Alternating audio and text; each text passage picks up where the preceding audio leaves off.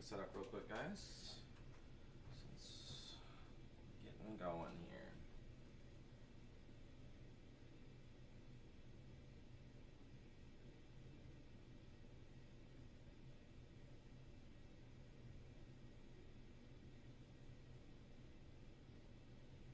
Just set this up so we can make sure we can see chat from in here. I think we'll be looking pretty good.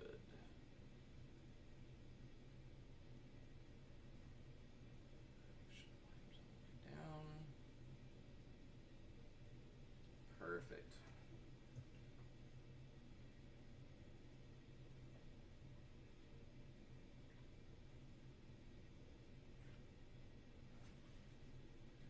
All right.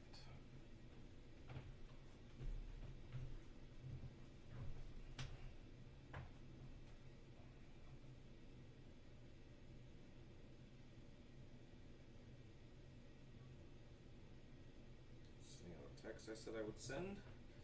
All right, let's get us started on the actual live stream, shall we?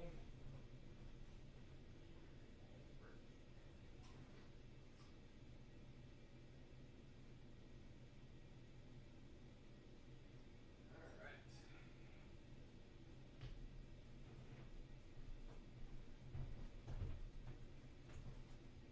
Sorry, I gotta close the gates so the dogs don't get in here. Hey, Mel. I see you there. Sorry, I was getting water, getting everything set up. All right. So today is going to be some good old Tex-Mex bowls with some queso and all that kind of good stuff. So we'll start off with the queso and talking about what I'll be using today. So today we'll use the Ninja Foodie, which I got the idea from my mom. It's pretty much a pressure cooker, steamer, slow cooker, sear sauteer, air crisper, broiler. I mean, there's just about everything that thing can do. But we're really just going to use it for the slow cooker and sear today. And then we'll have to use a food processor to make cauliflower rice. You can also use a regular pot or a rice cooker to make regular rice if you're not on a low carb diet like me and Mary are on. So those are the two main things, besides of course the oven and everything. So for our lovely queso, let me grab everything here.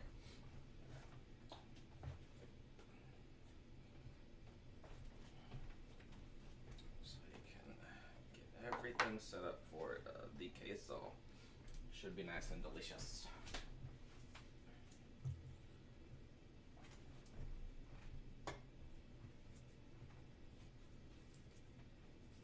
Before we start with the queso, I will go over real quick the meats we'll use today and what I'd have you do the night before if you're going to do this. So I've got chicken, shrimp, and steak today. And typically you want to give a meat marinade about 2 hours minimum, overnight being the best case scenario. What I got in here is going to be a mix of cilantro, chipotle chilies, and lime juice, tequila, yes, tequila, salt, pepper, cumin, and chili powder. Now for the chicken and steak, I also add a little bit of ground mustard, and the shrimp I leave without the ground mustard. It doesn't really go with the shrimp profile as well. So those stay in the nice little fridge area for about overnight. Again, 2 hours minimum. You love tequila, Mel? Well, tequila makes food taste delicious, so let's be real. So now we'll move on into the queso, and I need to start this bad boy. Sorry, it needs to be on the sear saute one. So just as a quick look at what I was doing, make sure I don't fuck this up too bad. So this is the Ninja Foodie, and it's got all the settings on it. So all I did was put it on the sear setting. You could just also use it for on a pan, because we're going to sear some of our vegetables and stuff ahead of time before we slow cook it. Let's get this bad boy back on right where we are there. Perfect. So we're going to let that heat up.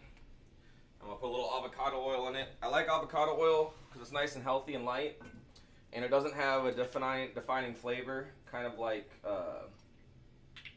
here, for now, since everything's cut up, let's just try and get this guy situated over here. Again, this is first stream, so it's going to take some getting used to everything and getting everything set up the way I like. But just a little bit of avocado oil in there.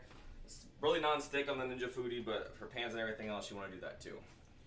And then what we've got here for everything we need, sorry man, I'll need to move this down a little bit so I can actually see what you're saying better.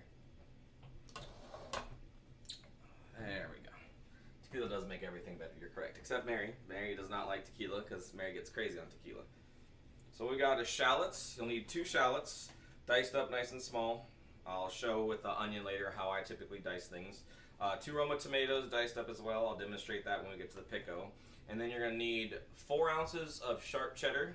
And of course, when I'm talking cheddar, I'm talking the blocks. Never get pre-shredded cheese. There's treatments on pre-shredded cheese that stops it from melting appropriately. You never, ever, ever want to use pre-shredded cheese to make any cheese sauces or anything you actually want that creaminess to. It'll mess it up really bad.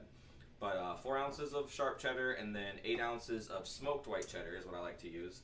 And then jalapenos diced up nicely, which I'll show you how I do to de-seed and soak those so that we can get rid of the nasty flavor. Cream cheese, about 6 ounces. 1 can of diced chilies. And I would normally be using a can of chipotle peppers, but we don't have those in store because of COVID, thanks COVID. And then evaporated milk. We'll need 2 cups of that. So that's where we're starting with all that. Hey Joe, what's up, buddy? Alright, so make sure that's all nice and heated now.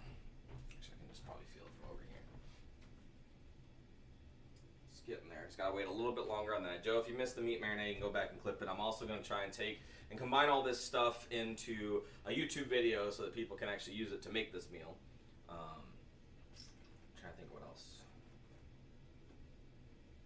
Nope, I think that was it for right now. So just waiting for it to heat up. I guess since I need to let it soak for a little bit, we'll go ahead and start with the jalapeno and show you how it is that I do that.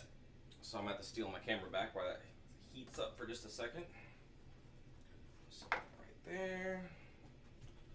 Just make sure this actually cuts this for you guys. So the key with jalapenos, of course, is not everybody likes spice. So what you want to do to reduce the spice on a jalapeno, just get it cut in half. And then just get all of this yucky inside, interior, and seeds out. The seed oil and the oil around the seeds is where most of the spice comes from. If you get rid of that and just soak it in a bowl of water for a little bit, it'll get rid of almost all the spice you have to deal with. Not to mention all the extra seeds that you miss when you do this process.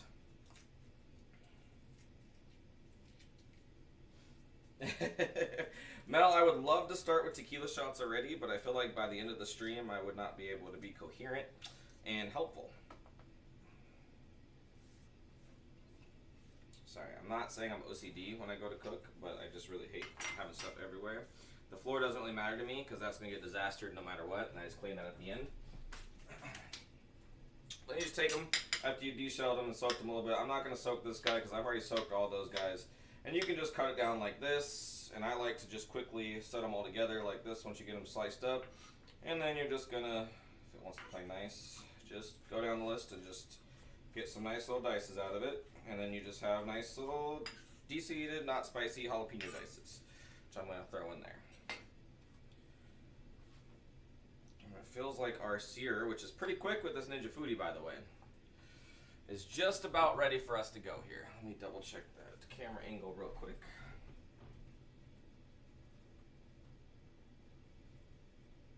Alright, Mel, well, whatever he's talking about, if you can change that for me while I just get going on this, so we're not waiting 6 years. So with searing again, we've got our 2 shallots, which I'm not going to use all of right away. Just kind of want to see how we're sitting.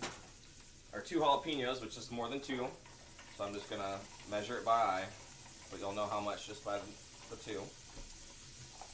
And we'll let those sear down with a little bit of garlic. Now I like to cheat with garlic, and I like to utilize, get that one out already. Boom. So what this is right here from Gourmet Garden is a garlic paste. So basically they take and they get rid of all the skin and all that stuff, and they peel and then they mash it into like a small food processor and add just barely anything like canola oil and stuff. It's not really going to hurt your preservatives or anything like that. So it's an easy way to not have to sit there and peel and dice garlic up every time. And now you're just going to sear these guys until they start getting a little bit of translucentness to them. You can tell they've been cooked down a little bit.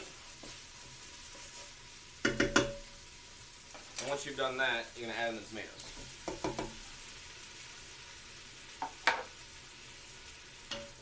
Thank you, Mel, for changing that for me. I see that you did that.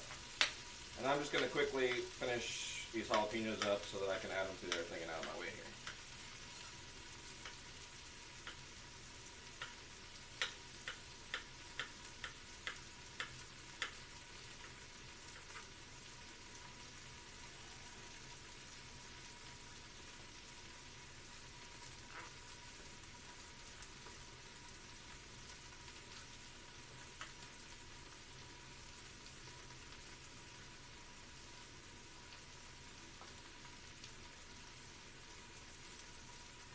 Now you don't have to worry about them getting fully cooked in there too much or mixing it too much, because with a slow cooker, everything's going to get cooked down finely. And really we're just using the slow cooker mainly to keep it warm. Most of these ingredients aren't going to have to be cooked too down anyways. I mean, it'll only take you like probably 20-30 minutes to get it heated through all the way if you wanted to use a slow cooker for like a party or a football party or something like that. But since Mary's just a love of queso lover, he isn't. I didn't realize that Joe wasn't mod. Then again, wasn't he? I did not add him right away because I wasn't mod on his channel anyway. Wasn't that the issue? It's already smelling pretty good. So now that I've got stuff started to sear a little bit, well, I need a little bit of water.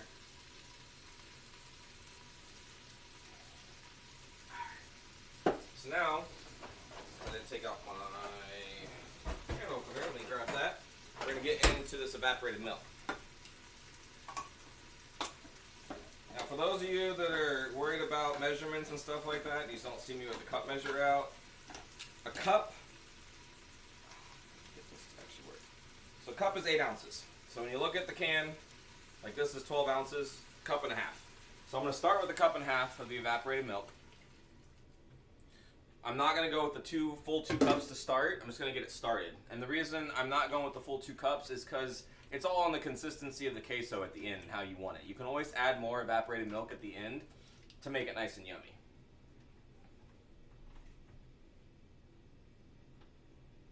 And Joe, I'll fix your mod thing later, don't worry. So we're just going to wait for that to heat up nicely. While we do that, I'm going to go ahead and block up this cream cheese. Again, a normal block of cream cheese you're going to get in a box is 8 ounces. And this, I normally use 6 ounces.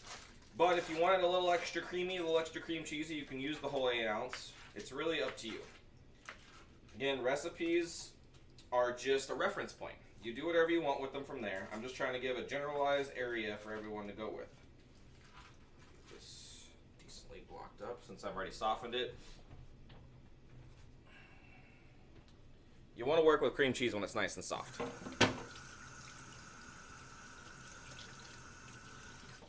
Also need to grab my towel. All right.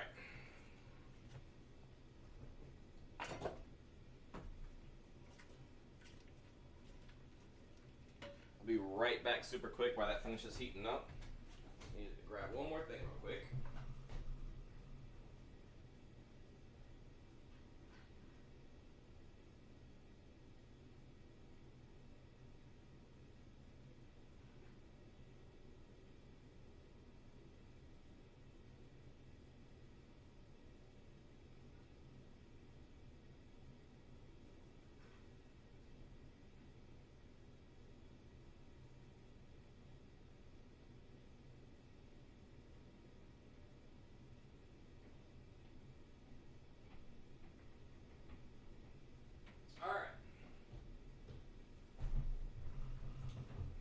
Now that that's probably heated up nicely enough to go ahead and get it in here. So now again, talking consistencies of the queso, one of the things I use is of course cornstarch. Because everyone likes a nice deep, thick queso that you can spoon on there.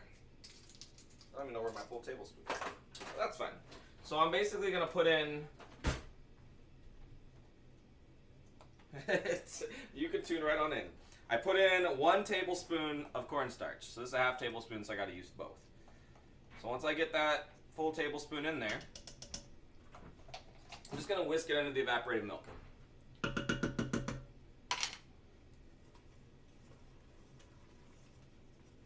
this point now I got everything heated. I've got this whisked in and all that. I'm going to go ahead and switch off of my sear sauteed. So this would be where you transition it from the pan into your slow cooker. But since I don't have to worry about that with this nice little guy, I just end that and bring it up to slow cooker.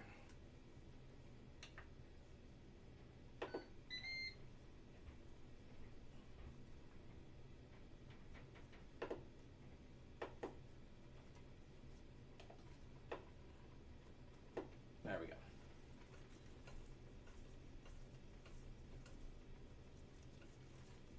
So again, we'll mess with the cornstarch and the evaporated milk a little bit more towards the end, once we see what kind of consistency we're looking at.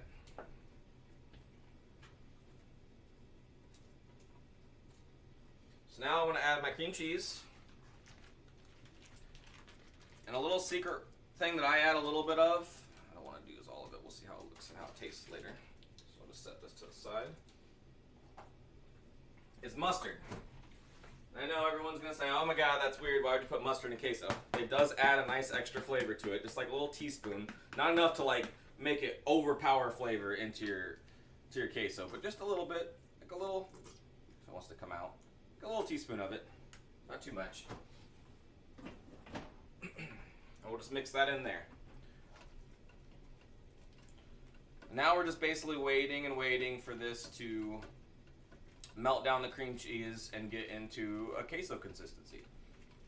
Or probably a little less, because we haven't added the shredded cheese yet. I can tell by the thickness though that I will need more evaporated milk a little bit down the line. So I'll go ahead and get this guy open.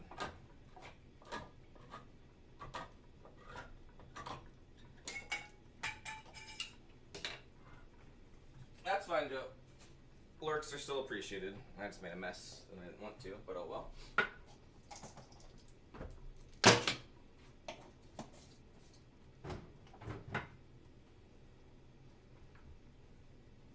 Another thing I'm going to go ahead and add now, since it's already cooked when you get it canned, the green chilies don't need to be added in when you're sauteing the veggies. I kind of wait till I'm already at the process of making the queso to add the chilies. And because they have great flavor in the liquid, I don't drain them or anything, just go ahead and throw them on in there.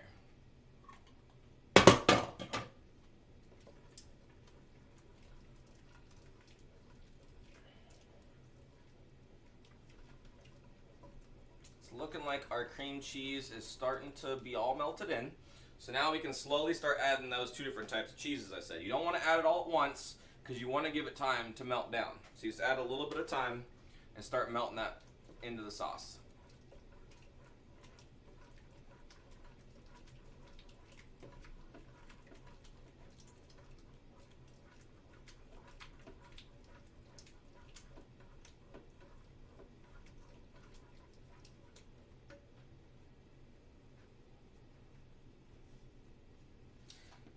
I like hot and spicy, Mel. I do. But those green chilies actually are the mild ones because Mary is a lover of queso. Obviously, me being lactose, I'm not going to be the one eating a lot of it. And she does not like spice. So, most of what we're doing today, like I said, is going to be pretty mild. So that she can enjoy it without wanting to kill me for making it spicy. The things you learn over time when dating somebody, you know? Just adapt and go. Adapt and go.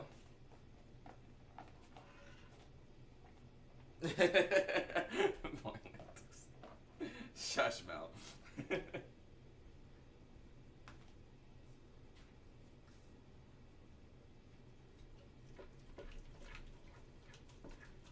So if you see when you're going in the queso that it's starting to thicken up like really bad, go ahead and start adding your evaporated milk. It'll just make it smoother for when your cheese is melting in, if it's not too thick when it's trying to melt in. So this isn't quite too thick yet, but as you can tell, by the time we get done with the cheese and it's fully melted in, I'm probably going to have to add a little bit more evaporated milk. Especially since we're going to leave this on just keep warm, and it's going to lose some of its liquid while we're working on everything else. So you don't want clumpy, gross queso. You want nice, creamy deliciousness. Honestly, knowing Mary, I'm going to go ahead and add the full 8 ounces of the cream cheese. She is the cheese bandit. So once you start getting closer on the end of this, you're going to want to go ahead and get your oven starting to preheat at 400, which I just clicked on a little bit ago, because that's how we're going to make a cauliflower rice. If you tend to want to stay with the primal diet, which is what I'm on, and be healthy, cauliflower rice is pretty much going to be your base for a lot of bowls and stuff like that, instead of regular rice. Honestly, I think it's a pretty tasty substitute, especially if you know how to, no, don't cool on me.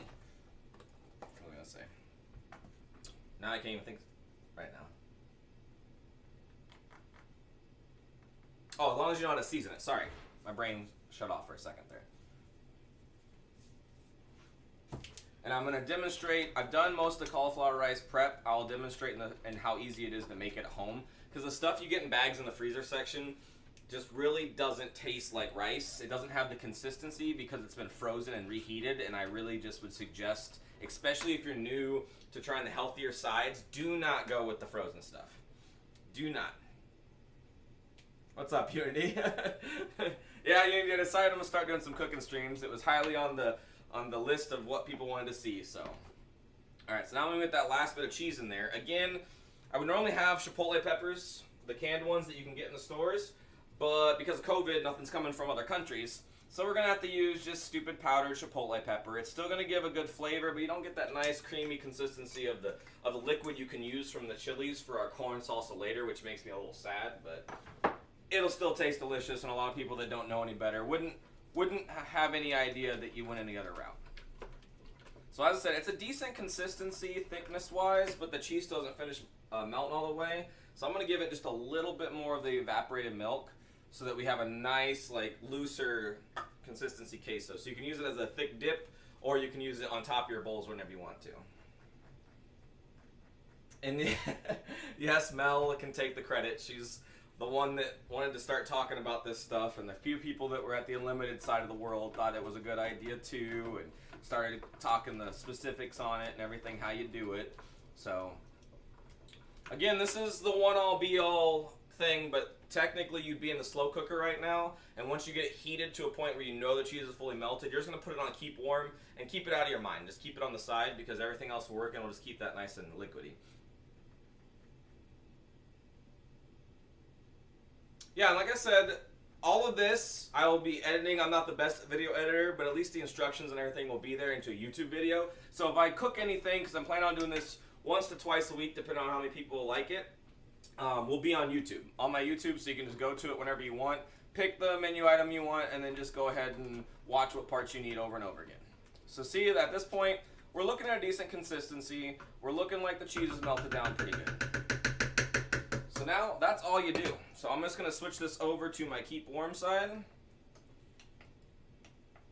if it wants to be nice and put it there.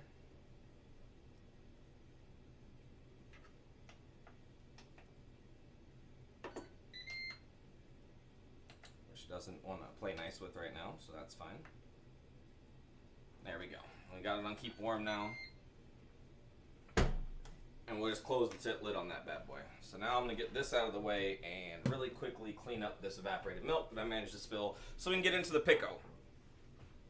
Pico is the next thing I make out ahead of time, just because it's better if you let a pico or a salsa or any of those things that you're making sit for at least 30 minutes before you're going to eat, because then the flavors actually blend in and all that stuff. So we'll move that out of the way for now, and these back over here for a second. So the only thing I wanted to go over real quick when you're making the pico, because we already showed the jalapenos, which again you're going to use those diced jalapenos in this, is when it comes to your tomatoes. When your tomatoes for pico, it is kind of important to maintain a consistency in cuts. And let me bring this bad boy back over here. I'm sorry, I forgot about that. Make sure we have a good view here. There we go, decent enough view. I mean, it doesn't have to be perfect, especially since I'm just cooking for home, but you don't want inconsistencies to be too crazy on your cuts for salsas, because even if you're cooking them or you're just doing a fresh pico, you want to have that same flavor profile no matter what when you're eating the salsa. So if you have like giant chunks of jalapeno here, smaller chunks there, you're not going to have that same consistency and flavor profile throughout, which in the cooking world is kind of important. So you just kind of want to maintain about the same size dices no matter what the slice is.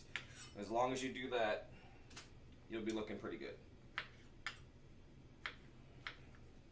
So we're going to quickly add these to what we've already pre-cut, so the whole stream's not, you know, just cutting, because that would be pretty boring.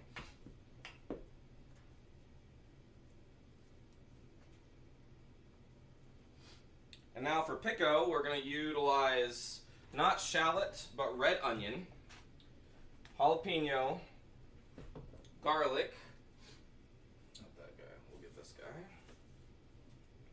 cilantro, which I've already cut up the cilantro, but you know, just your basic leaves from the grocery store, chopped up nice and fine. For the onion, I am going to show you a quick trick for the onions. Actually, I need my bigger knife.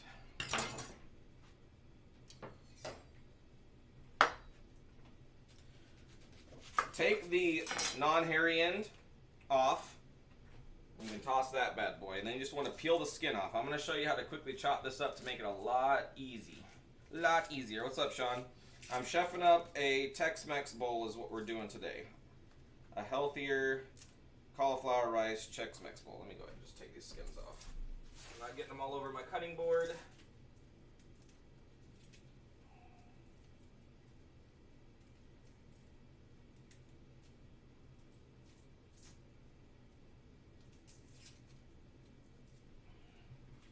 Once you've de-skinned it and you still have the hairy side, just cut that in half, right down the middle. And then about the size of what you want your dices to be, you're going to start making lines in the onion.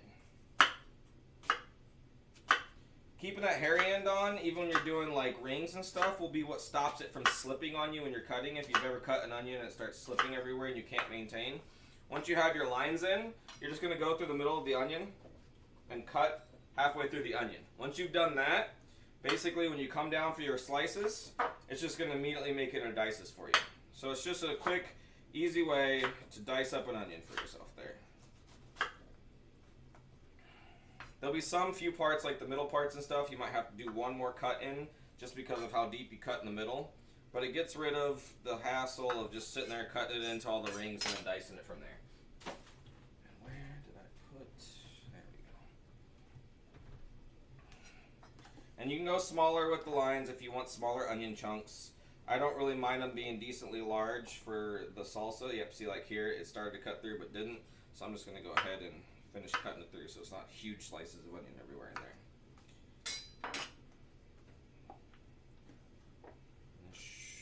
I don't know if this will be enough onion. So again, I'm just going to go back through and cut the lines out.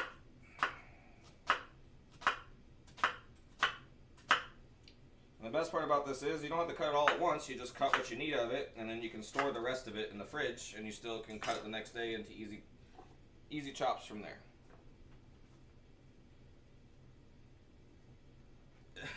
Yeah, red onion for the pico, and I have mixed onions for the fajitas and all that stuff. So, or for the fajita veggies, I should say, because it's a very veggie potent bowl today, because we're trying to stick to the healthier side. So.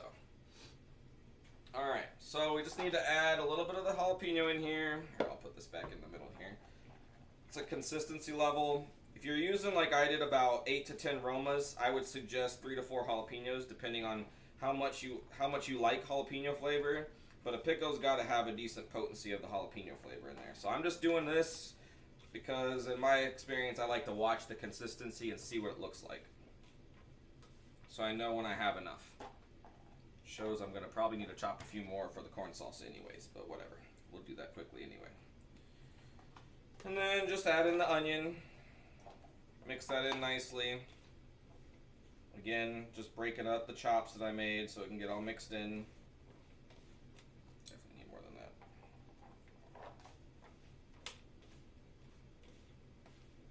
This is a really easy pico, but a really flavorful one, so it's something quick to get out of the way, especially if you're just throwing together something like a chips and dip, stuff like that for like a Super Bowl party, a football party, or just having friends over and all that. Just add in the cilantro on top. Now I'm going to go ahead and tell you the little secrets that I like to use to give pico a little bit better of a flavor. Now granted, of course, you're going to need a good bit of salt, because unfortunately to get the nice flavor profile of the tomatoes, they need a good bit of salt. I would say probably, if we're doing a number 8 Roma, at least 2 tablespoons of salt to start, and then taste it and see how you're going. This here is what I like to call aguave nectar. It's a sweetener that's based off of cactus. Now this is amazingly good for pico.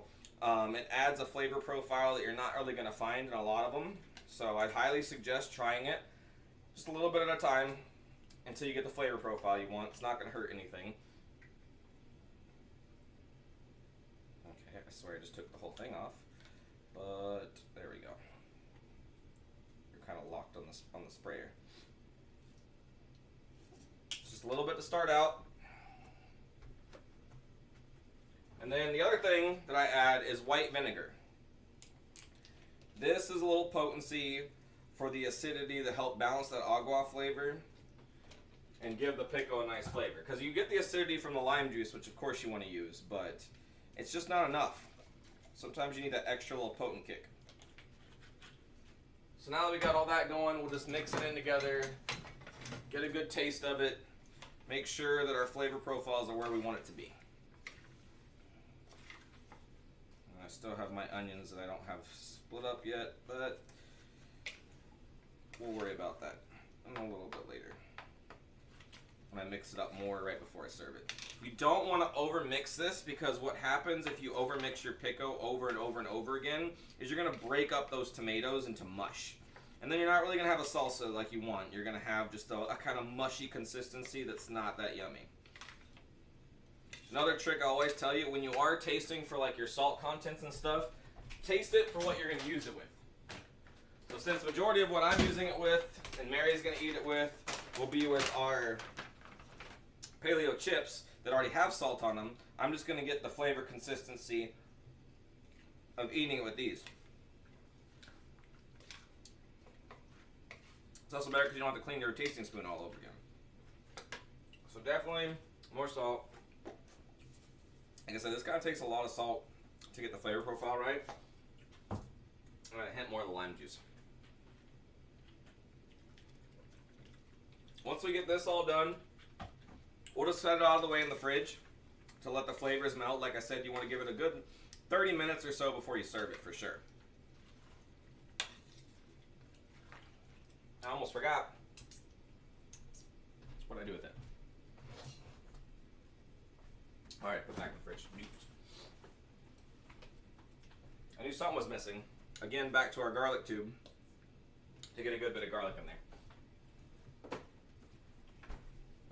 So that's the last thing I'm going to mix in, and then we'll move on to our cauliflower rice.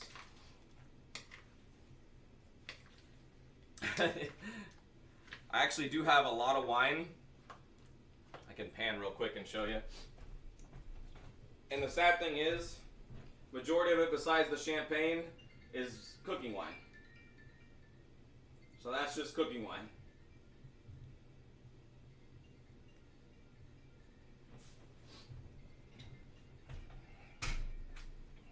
Sorry, whoever's calling. I'm just going to let it go to voicemail because I'm a little busy right now.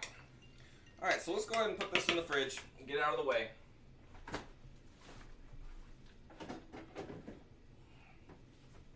So that can melt. So now we're going to get on to the cauliflower rice.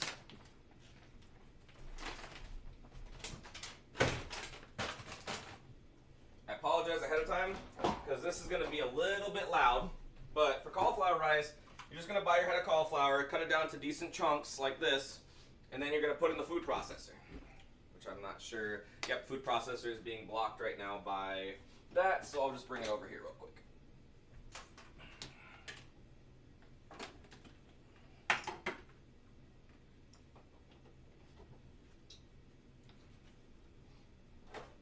Then you're just going to take and blend them down into almost a rice consistency. Super quick, super easy. Then I'll go ahead and add it to the bowl here that I have already done.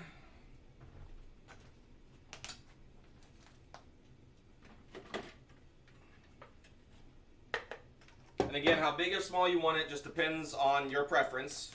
I like to keep a little bit of meat still on it so it's not just a powdery form. If you go too quick with it or too long with it, it'll just turn into powder. So for this, again, did I set that back in? I did. You want everything in a meal. You don't want to focus flavors out of the end result, and you don't want to put too much flavor in one specific thing. You want to balance flavor profiles throughout the meal. You want everything to have its own flavor profile so that nothing's bland when people are eating it. So again, a little bit of the garlic. About a teaspoon of this is a garlic clove. So a couple garlic cloves, some salt again, some of our lime juice, because I do lime cilantro rice to go on the bottom of this.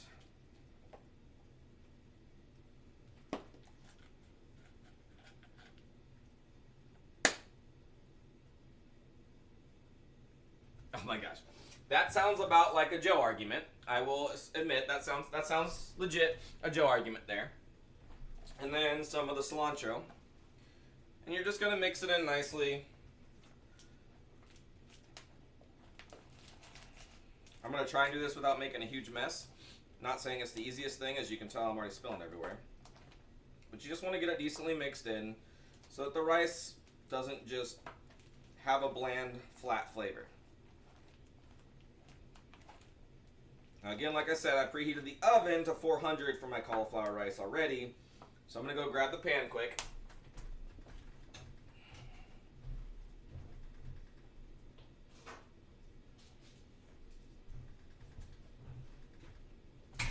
I just take a cookie sheet, gives you a chance of getting a wide, like you don't want to try and cook it in a pot, a pan, or anything like that, because you don't want it to be too thick, because then you're just going to get mushy cauliflower where the heat's contacting, and then not completely cooked rice where it's not. So you just kind of want to get it a decent layer so the top can get a nice bite to it, so it has a rice consistency when it's done.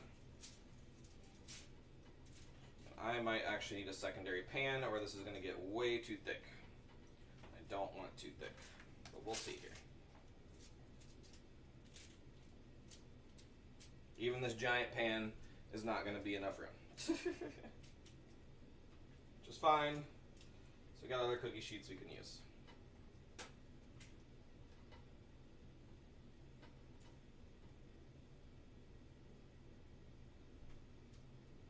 So I'm going to go ahead and pop this one in. I need to back up this for just a second. Get that layer started. And I might just wait to do the other batch for a little bit later, because I don't need it all tonight anyway. So hopefully that's going to bring us back where we were. Okay. So now that the cauliflower rice is done, I'm going to start working on our corn salsa. This one I will actually need one of my pans for.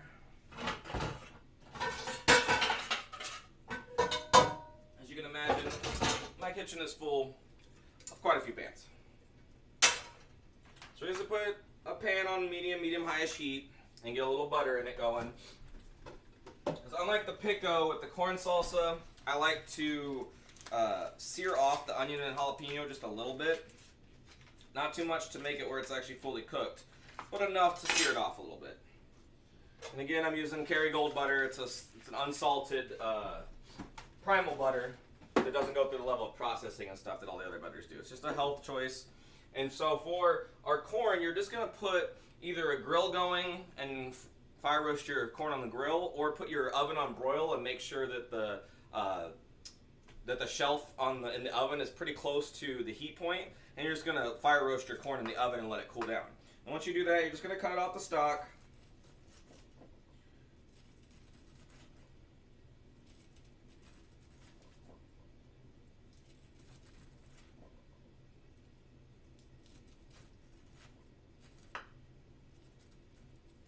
And get that into a nice bowl. Because again, this will be served cold anyways, but the fire roasted flavor adds a little bit more depth of flavor to the salsa, in my opinion. I mean, you can pan sear it if you want. You can do any of that kind of stuff if you'd like, but if you want more flavor, I just suggest fire roasting it first.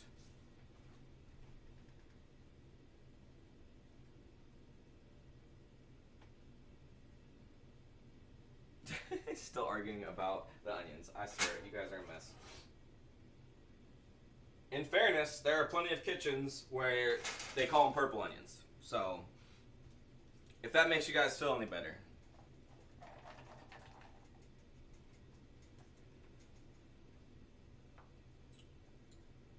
Actually, I don't think I got any more jalapenos in this. Oh well. This won't be a super jalapeno salsa this time. I wasn't ruining your cred, Mel. I'm sorry. I shouldn't have said anything, right? So I'm just waiting for this butter to coat the pan and get melted all the way. Pan get nice and heated. Because again, I'm not going to cook these down all the way. I'm just going to give them a quick sear and add it to the salsa so it can cool down.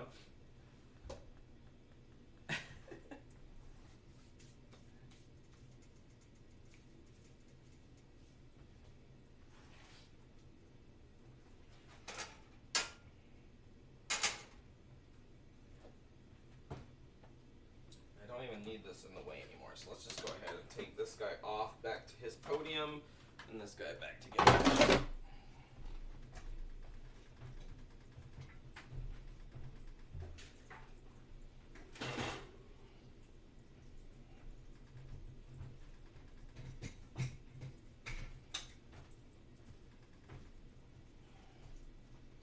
Looks like our butter's just about ready.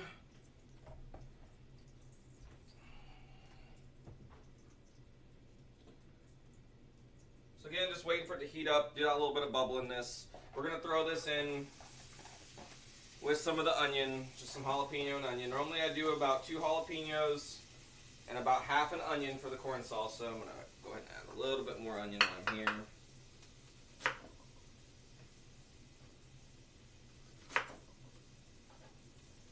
Especially since we're a little light on the jalapeno today. My fault, my fault. We're just going to sear this down a little bit.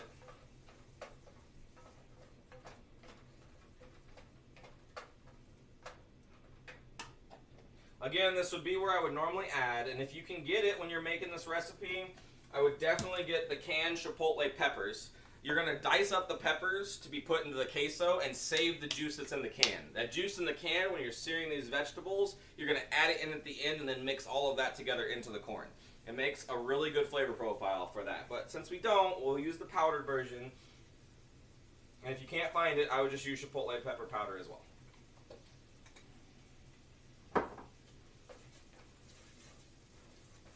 Mix that in decently. And then we're going to add just a little bit of cumin. I hate how strong of a flavor profile cumin is. If you ever use it, make sure to use a very little bit at a time and make sure you get the flavor you want before you add any more, because that stuff is some potent ass stuff. And on top of the cumin, I'm going to do some chili powder. And a little bit, if I can find where it disappeared to on me. There it is, the ground oregano. A little bit of ground oregano.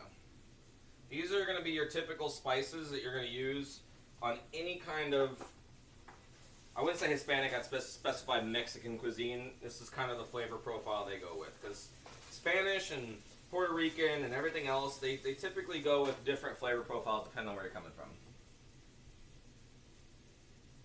Chungus. Okay, buddy. Alright, buddy.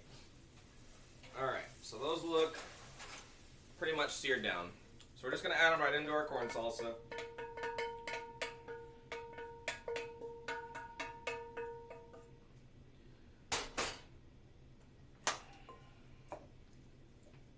Another good thing to add if you really want it, which I don't do legumes on my diet, but black beans could be a nice addition to this salsa too. Just some fire roasted corn and the black beans and stuff will be real, real yummy. Make sure that breaks up nice and good. And then once I have the veggies in there, I'm going to again add a little bit of white vinegar. Just helps bring the flavors of the seasonings and stuff I'm using. A little bit of the lime.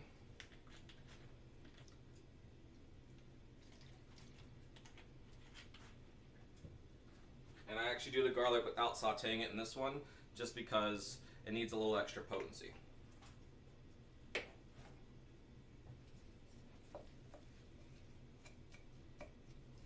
Get that nice and mixed in. And boom, that's just another element you're going to add to your bowl to give it a little bit different flavor profile. Now the reason I don't do guac in this bowl is because if you can't tell, we've got pico that has red or purple, however you want to say it, onion. and jalapeno. You've got corn salsa that has red onion and jalapeno. So adding a third item, I don't really think you want to do because it's just going to overpower your dish on onion and jalapeno flavoring. So I just do diced avocado on my bowls when I'm doing it with all this stuff.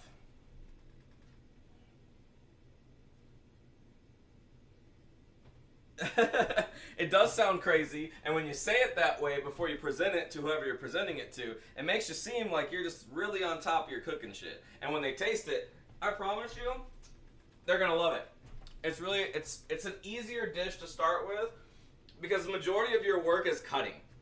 So if you're not really worried about your knife skills and how it's gonna look anyways, it's pretty easy besides that.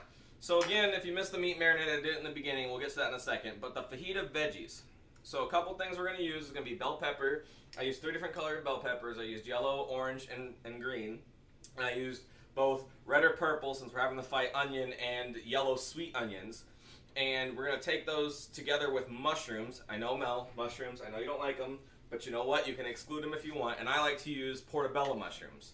Now, the big thing about mushrooms, since I've already done it, and I forgot to leave it for once we got in there, once you have either your sliced mushrooms, if you want to be the quick route out, it really won't make any difference, or your whole mushrooms, before you rinse them off, like you should be with every vegetable, put it in a colander and shake them.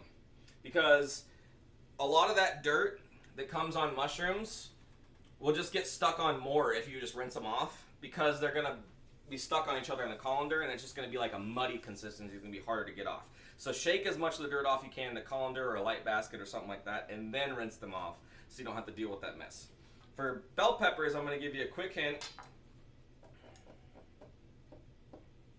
Yes, there's a yellow onion. We'll get to that in just a second, Chungus. So for bell peppers, I'm going to give you a little hint on how to easily get a bell pepper de-seeded. So you're just going to go from the sides, and you see this fibrous stuff right here? You never want to eat that. We'll be cutting that out. So when you're going through the sides, try and cut as much of that off as you can as you slice it anyways, and kind of slice it into like a box format, and then save the bottom. Once you've done that, all your seeds are done. They're gone. And then all you have to do is go back through for the parts you didn't get to cut the fibrous off, and just get the fibrous part off. That stuff, if you've ever had a dish that has too much bell pepper in it, you'll know because it tastes irony. This stuff is super irony no matter how much of it you use. You never want to add that into your dish. Not to mention the consistency of it once it cooks gets kind of mushy and gross anyways, so that's not part of the bell pepper you really want to be eating in the first place. And then once we got to that, just because we're going to be grilling them with onions and mushrooms, we just want nice pieces that we can pick up in a fork and eat together. If you have a big ass mouth like me, these are, you know, kind of big enough or kind of small enough already. So I'm just going to dice those down and add them to our other bell peppers that we already have going, and onion that's already cut up. I will show you how I go about, oops, I made that one small. How I go about cutting up my onions too when it comes to just grilling them for fajita veggies in just a second, because we already have most of those done as well. Otherwise, again, the stream would be 90% cutting, because this is a very cutting, intense dish. If you have someone to help you, have them help you cut, if anything else, because otherwise, it's a lot of cutting. Alright, so we'll add these out of the way into our bell peppers. Again, there are green ones down at the bottom too, because we like a little mix of color. And they have slightly different flavor profiles, slightly different sweetnesses, so it actually does give you a more in-depth... Mary, come cut out the... Mary's not home yet. You'll know when she gets home, because I'll apologize. The dogs will freak out and get really loud for a little bit. But, oh no, I left it over here. That's right.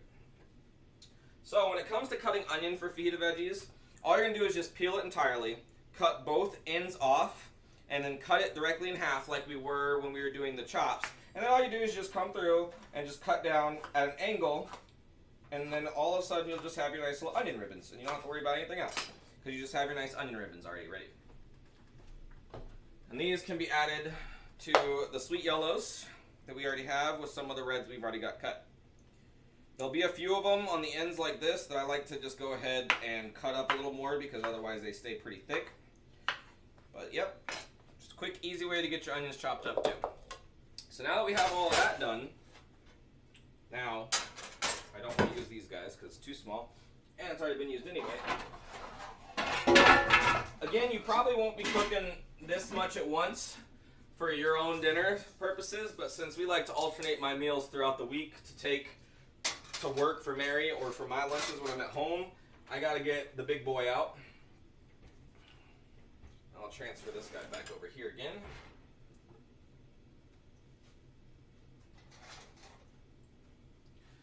So we're just gonna get a little avocado oil going. Again, one of my favorite things, especially for Hispanic and Asian cooking, because it's nice and healthy. It's actually better for you even than olive oil. And yes, I'm even gonna pull the tequila back out, Mel. Again, don't judge the tequila.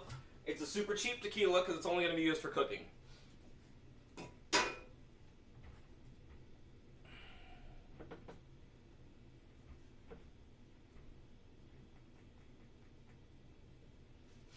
Yeah, dogs do be like mama's home, and they freak out. You'll hear it, trust me.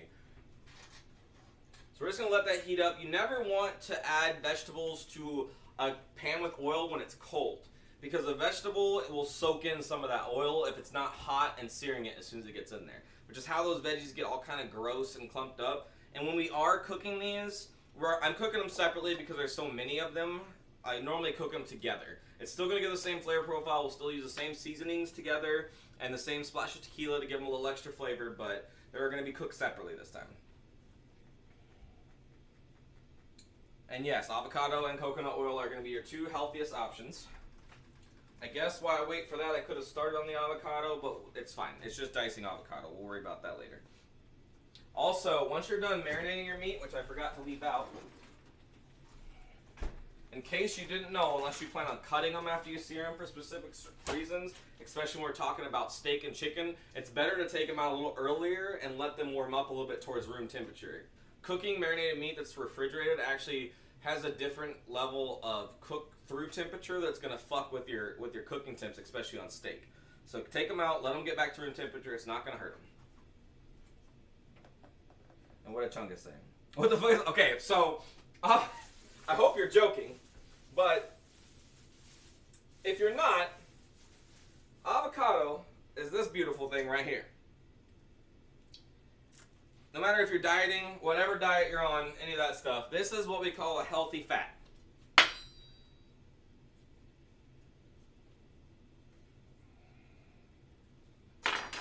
So when you open them, oh god, this one's not even in that great of shape. So never mind. You gotta love your grocery stores, and the quality level that you get can just be random. So let's try that again. Let's cut this bad boy in half, and actually we don't need this right now over there. We'll come back over here with it for right now. I don't even need the whisk anymore. I'm just keeping stuff in my way because that's just how I like to be sometimes. Make it more difficult on myself. Alright. So an avocado is this lovely beaut here, which hopefully is going to be in better shape than our last one.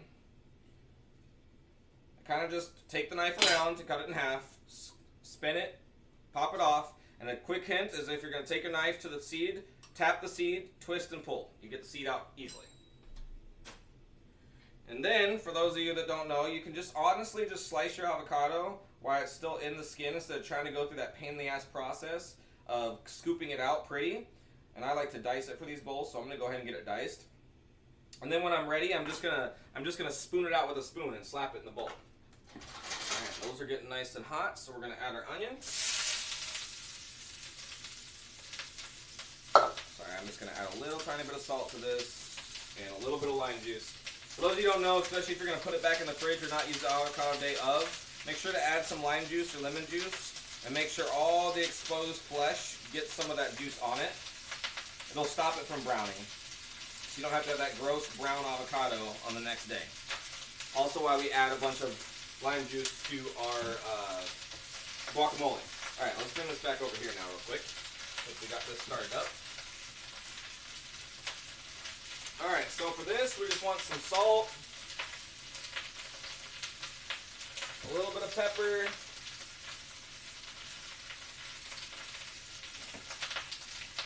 a little bit more of our ground oregano, a little bit more of our chili powder, a little bit more of our chipotle powder, not much because it will make it hot if you don't want spiciness, just a smidge of our ground cumin. We're going to take this and start mixing it up nicely, getting them to sear up, split up a little bit. And you just want to let the onions sit with their own juices for a little while so that the seasoning will spread out and coat with just the juices. If you add the tequila too early, it's going to make a bath at the bottom where most of the seasoning is going to get washed to, and it's not going to spread onto your vegetables that much. And again, if you missed, typically you're going to do all three of your vegetables together, but because I don't have the space for the amount of leftovers we're making for this week, I'm only going to do them one at a time. But once they start getting cooked up a little bit, because the biggest thing about fajita vegetables, please do not cook them into a mush. Nobody truly likes mushy, just onions for their fajitas. Now, if you're caramelizing them for a burger or for on top of steak, feel free. I'll show you how to do that in one of the other cooking streams the right way, especially if you're going to use bourbon or something. As you'll notice with a lot of my cooking, I'm going to use a lot of alcohol. And no, it doesn't get you drunk, because I have been asked that by grown adults. Alcohol cooks out when you use it. It's just for the flavor profile.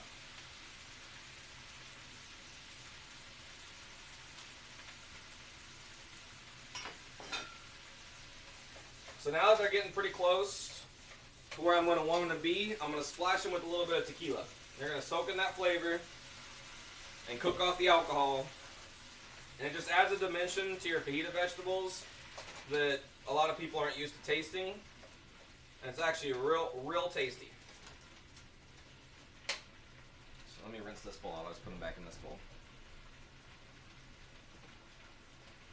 Oh, trust me, there's plenty of times where I take a little drink of my alcohol while I'm cooking.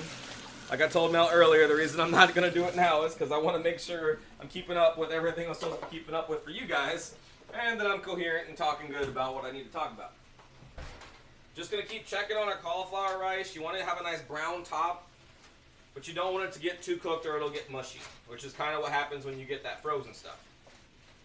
And you see how this stuff's starting to get translucent, and you can tell the spices and stuff have started getting color into them. That's all you need. These are now done. So we can go ahead and start on our other ones. Now I know it's not the healthiest, but again, I'm using a diet-specific butter. I never do mushrooms with oil, because they are one of those vegetables that will always soak in whatever they're cooking in. And so if you do oil, they get this weird oiliest consistency and flavor that I can always tell at restaurants when they're being lazy and using oil. So instead of oil, just for the mushrooms, I'm going to use butter. Gives them a rich flavor that'll make them a little tastier for you. And I know it seems like a lot of butter, but it's really not going to be. There's a lot of mushrooms.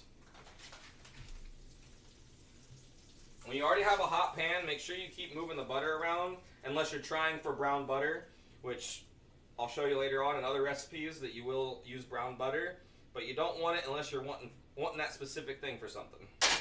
Might make your flavors a little off.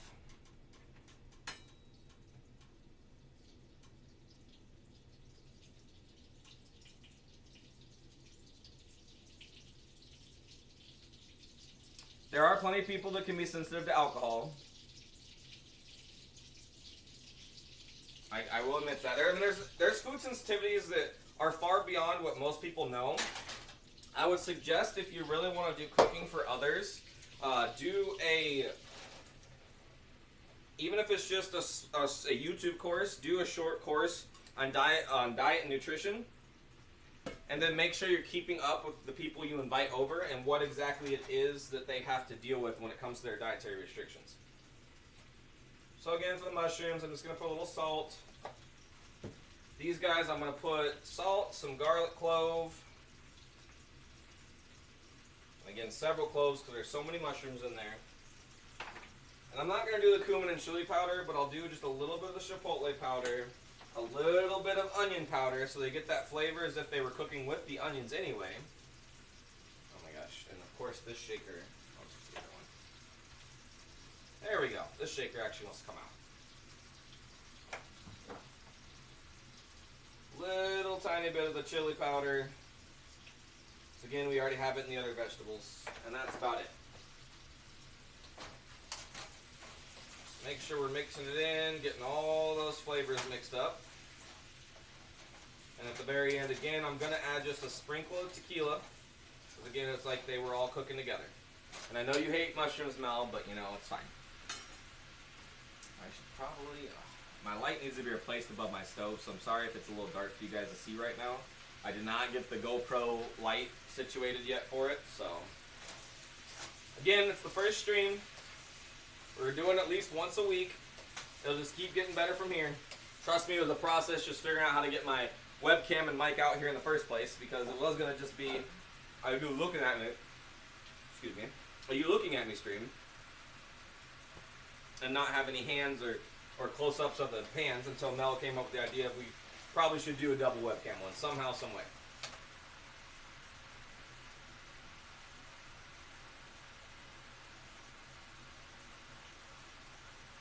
And yeah, Mel, to be honest, again, you know me, I'm pretty open and forward about most of the stuff in my life.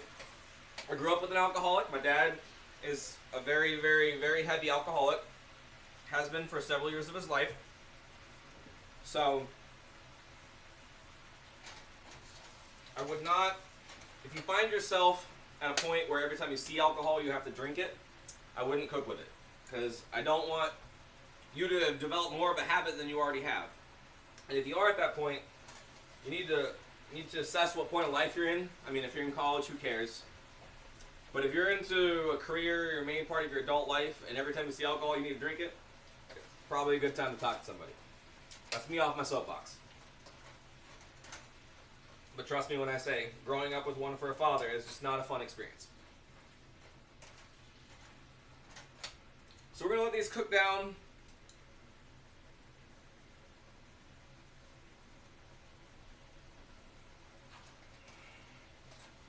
And when we're done with these, I like to, especially with mushrooms, to put them back into a colander and drain out their extra juices. Because although I want the earthy flavor of the mushrooms in, depending on the dish, I don't want that earthy, muddled juice to mix in with everything else.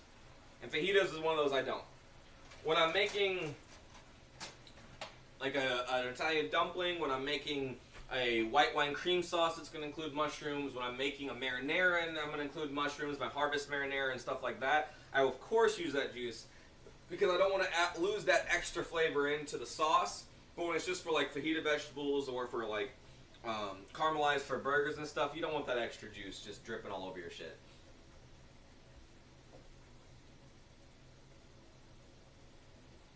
Mushrooms on pizza is amazing, Chungus. I would agree. See, look at the level of juice we're getting out of these. Mushrooms have so much of their natural own liquids that if you don't drain them off, oh boy. And since they're almost done cooking, again, just a splash of the tequila. A little more because it's going to have to mess with that mushroom juice. Just so they absorb in a little bit of that tequila flavor. Put a light amount throughout your vegetables and your meats means that it's not going to overpower the dish, but it's going to be present. And you want it present. Just like the chipotle pepper and all that kind of flavor-inducing stuff, you want it to be present. What's the point in adding stuff and wasting your money on it if they're not going to be able to taste it?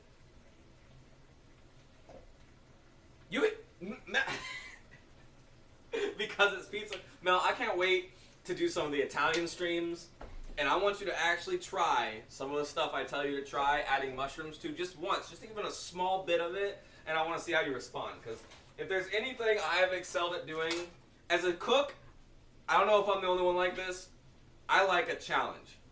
So if I've cooked stuff over and over and over again, it's no longer a challenge. My favorite challenge is for someone to tell me, I will not eat this. Ask Mary, it's happened about 7 or 8 times in our dating career. I will not eat this, it's gross. And I'm going to find you a dish that I incorporated in and not even tell you. I've even done it to my mom recently after being an adult, funny enough. And I'm going to challenge you to that. And then when you're sitting there and you're done eating that dish and you're like, man, that's one of the best things I've ever tasted, I'm going to tell you what was in it and be like, see, it's not that you didn't like it. You didn't like how it was being prepared and you didn't know the right ways to prepare it for you to like it. And I know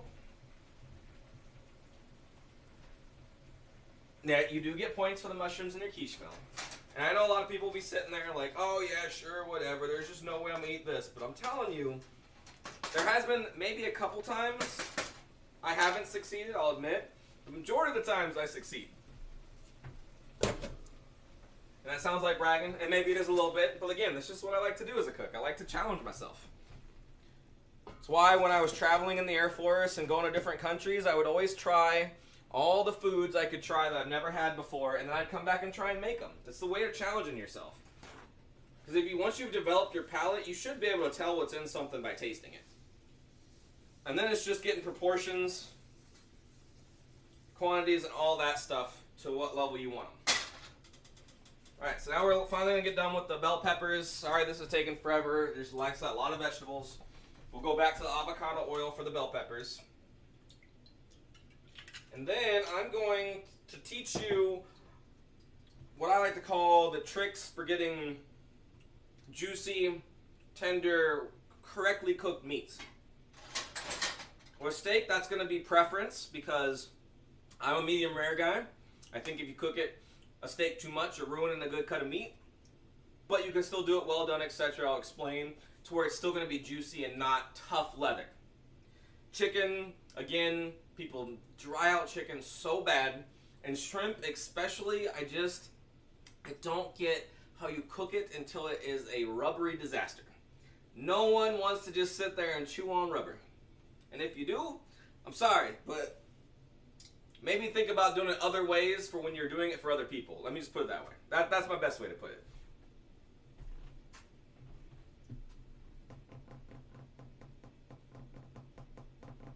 Well, Chungus, see, again, I love beans, but they're a legume, and as part of the primal diet, I don't eat them. So I haven't done beans in a while, even though we broke our diet for the wedding week and for a bunch of stuff in the week of losing the cat and all that other crap we were going through. I haven't eaten beans in I don't know how long. And if we're being honest, since she's not here right now, I like to cut beans out because I love my wife. I love my wife. But there's certain things that she can create in her body that I shouldn't have to suffer through. Mel, you tell her that at the wedding number 2 ceremony, and we'll no longer be friends. So again, back to our little bit of chili powder, tiny bit of cumin, bit of oregano,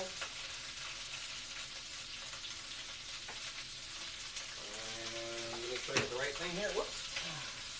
Onion powder, so it tastes like it was cooking with the onions. And chipotle powder. And I think I actually need my next garlic.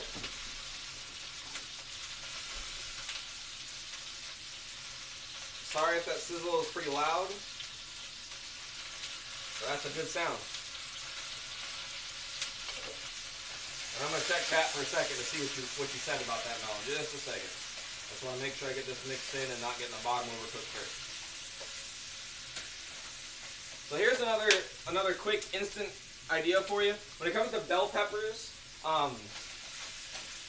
besides your basic greens that I'm sure a lot of you have eaten a lot, colors go sweeter as they get lighter. So red's sweeter than green because it's a different variety, but orange is sweeter than red, and yellow is sweeter than orange. And when you look at a bell pepper, turn it upside down. If it's a 3-prong, that's the best kind of bell pepper for eating raw. If it's a 4-prong, it's the best kind of bell pepper for eating or for cooking. It has to do with its iron levels and stuff like that. I don't know how the plants figured it out, but you know.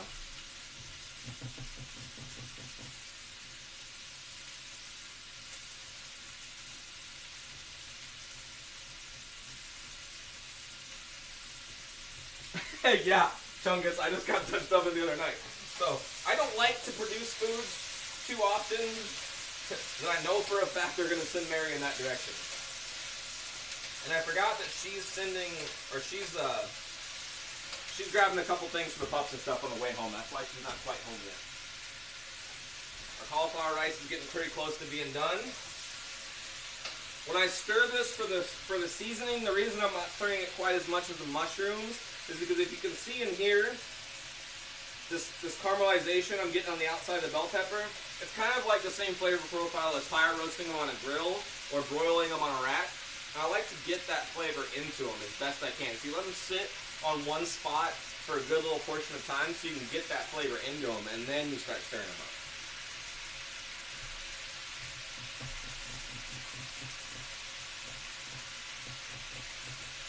I actually have my, this chef coat, unlike like my one I got from Chopped that's super, super thick, and a couple of the other ones I use when I'm doing a lot of oil cooking or a lot of deep frying and stuff, is extremely light. Like this is like one of the lightest materials I've ever worn. Like I don't get very hot in this one as it is, and I kind of turned my apartment down a little bit on the air, knowing that I was going to be utilizing the oven and stuff, so I don't make it too hot in here. So again, we want that caramelization, that fire roast, but we don't want to get these too mushy. We want them to have a little tiny bit of a bite still in them, because that's just going to be the best for fajita vegetables.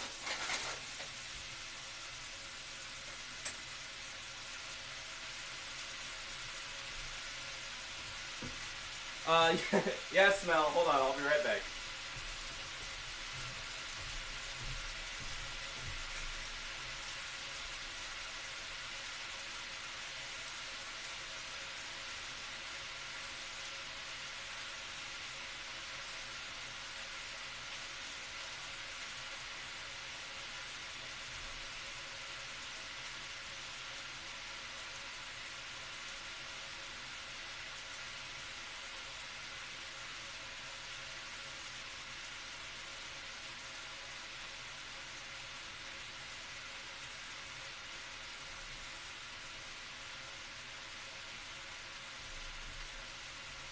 Well, now I feel bad because I forgot I used that the other night to stop one of my shirts from getting dirty.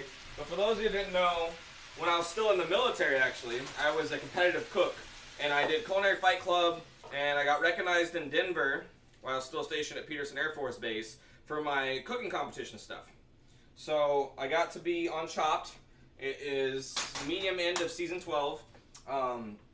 I got cut in entree round because the basket item was an eel, and I had not ever learned how to clean an eel. So although my dish got good marks for flavor, it was inedible because I didn't clean the eel appropriately. Trust me, I went home and cleaned eels as often as I could until I got it right after that point. Alright, so now I'm going to set this somewhere out of the way where we won't have to deal with it right this second. Chungus, the typical time you're going to see a chef in an actual chef hat will be when you're working on a brigade. If you're a head chef, or more specifically a sous chef, since the head chef is going to run the line and keep calling out the orders for the tickets and stuff like that, the sous chefs and stuff typically keep a hat on, a chef hat, just to, you earned it basically. It's to help display your status in the kitchen. But other than that, no, because those things are fucking obnoxious, and when you go to like lean over shit, trust me, I had to wear one in one of my jobs, they just constantly want to fall off. Those things suck. Absolutely suck. Alright, so even though this already has some seasoning and stuff in it, it's not going to hurt it at all to sear our meat. So I'm going to go ahead and start warming this up with some avocado oil so that we can get our meat seared off. Because our oven's still at 400 for the cauliflower rice, which should be just about done. So I can take that out and get it out of my way. Perfect. Yes, there we go. Some of it got a little black on the short areas, but that nice, here I'll show it close. That nice brown top consistency means we got a good cook throughout, and we're going to have a nice rice consistency to our cauliflower rice. So again, I'm just going to get this out of our way for a second.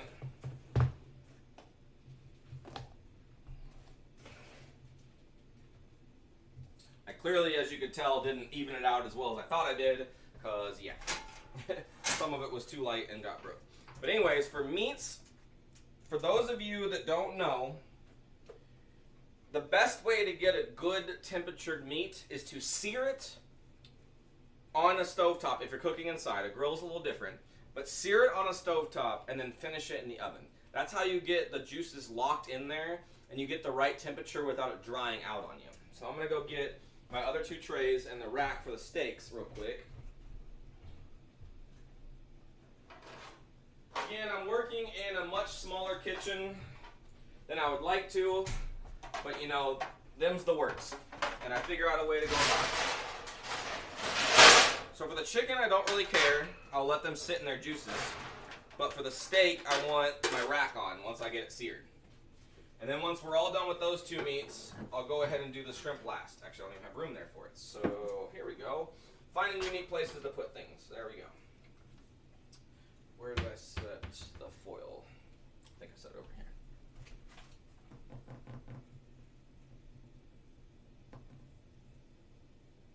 No, so searing is when you're going to get a pan nice and hot with the oil in it, and then you're just going to get the meat, I guess I always say caramelized is a good word, but you're going to get that colorization on each side of the meat first, and that's searing it. It's not cooking it all the way through, it's just giving the outside a good cook so it locks the juices into the steak. And then after that, when we put it in the oven, then we're going to put some butter on it. So that when it's cooking on the oven, the butter locks with that caramelization, and I promise you, you're going to get a consistency of your beef that you're really, really going to want. So we're going to let this pan get nice and warm. That colorization you're seeing from the other stuff isn't going to hurt the steak at all. And we'll start with our steaks here, which I already took out. They're sitting right behind me. I looked right past them.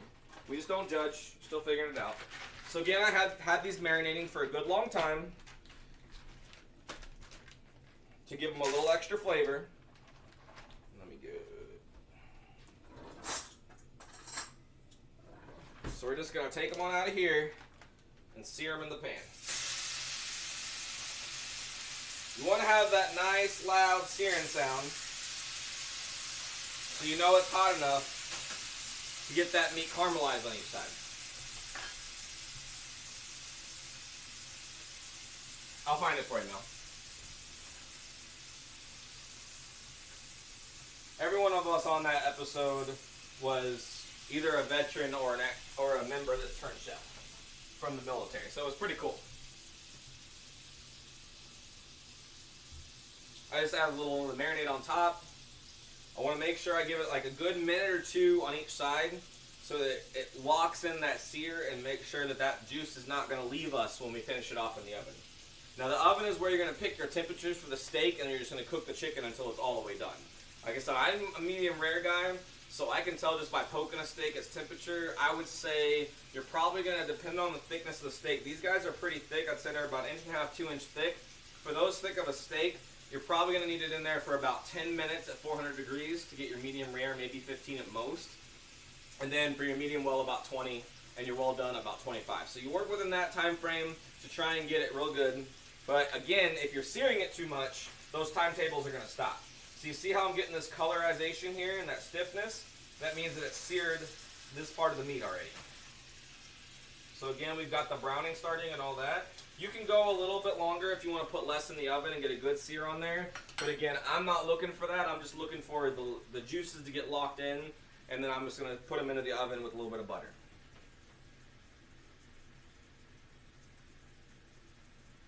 Yeah, so something you have to, a lot of times when it comes to cooking, you've probably figured out some of this stuff on your own, Chungus. There's just terminology and stuff that's used. Oh wow, my keep warm just decided to stop on me. So let's make sure we get this back to keeping warm.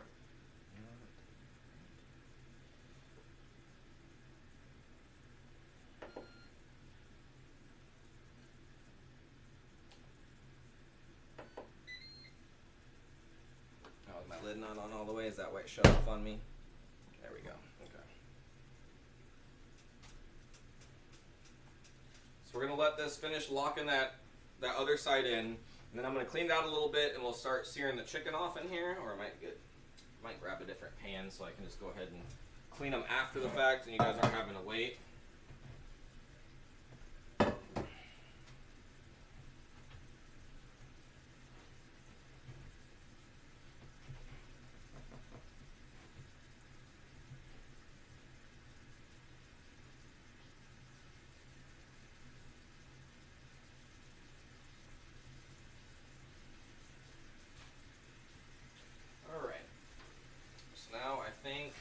Looking pretty good. Yep, nice and browning on the other side too. So I'm just going to set these guys on here and add, here I'll put it over this, and I'm just going to add the block of butter right on top.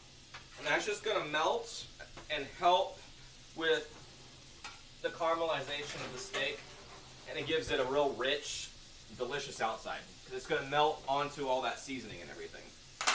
So now I'm going to move this guy out of the way.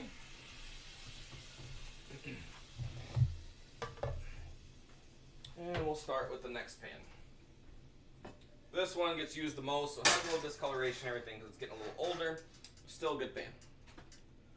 I'll cover those over here. I keep placing things everywhere. It's weird when you don't have your stuff in the normal places you have it because you don't want it to like get in the way of what you're trying to show. So I'm a little turned around a little bit there.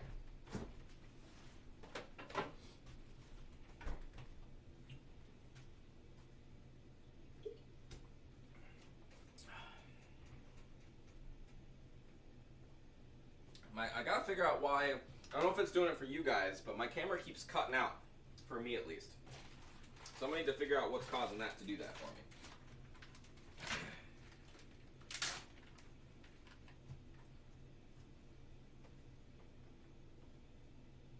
Just one more thing we're gonna have to figure out, I guess.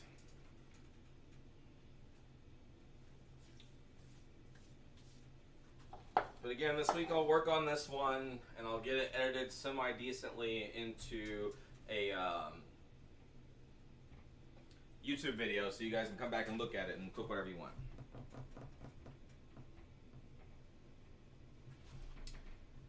Yeah, I need to...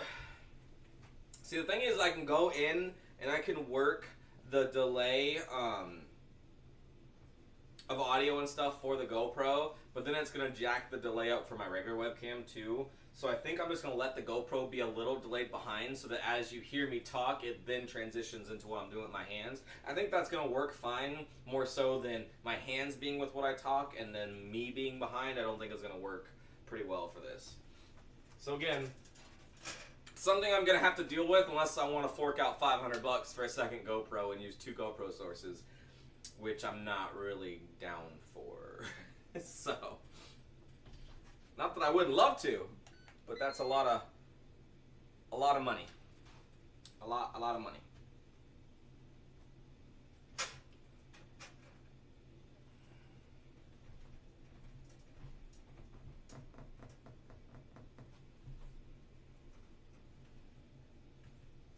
Oh, you know what? I think there is going to be parts of this I can still save, so I should probably put lime juice on this one too. I hate not having a farmer's market year-round like I did in Colorado. Because let me tell you, I never really got any of my produce or anything from a fucking grocery store when I had a year-round farmer's market. I was definitely spoiled. Alright, perfect. Oil's starting to get real hot and bothered there. You'll be able to see the browning on the chicken better than the steak anyway.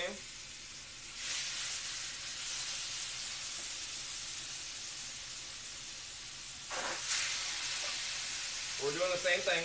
We're just going to sear both sides and then finish it off in the oven. So it locks in that juice and gets the right cook through, but when you cut it, it's still going to be juicy and tender and not dry and just like suck everything out of your mouth like a lot of chicken at restaurants and stuff you get can be like.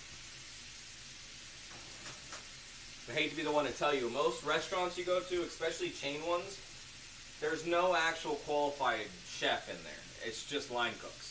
So they're just following a recipe. A lot of times it'll be pre-frozen bag stuff. And ain't nothing wrong with that. Let me tell you, I'm not a food snob. There's plenty of times I like that kind of food. But there's no one back there that's going to be able to stand over people and be like, this is what you're doing wrong. Do this differently or all that kind of stuff. It just doesn't work that way.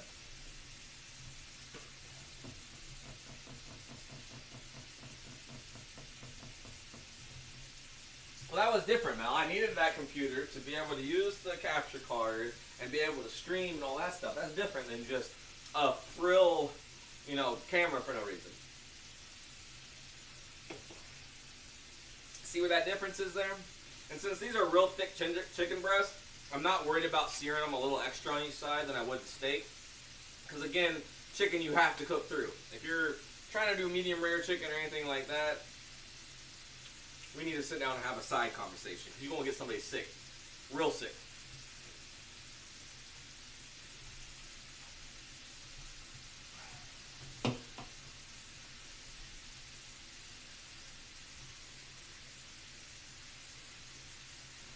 But once I get my chop jacket cleaned up now, I'll show it on stream, either gaming stream or the next cooking stream for you.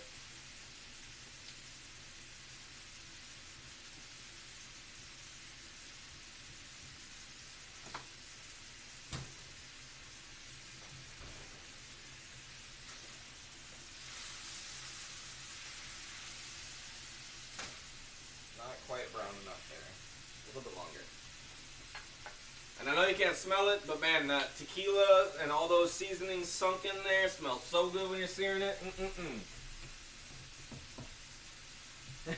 Eats here the first bite? I don't know. Let me text Mary and see where she is from home, because the first plate I'll make will be hers.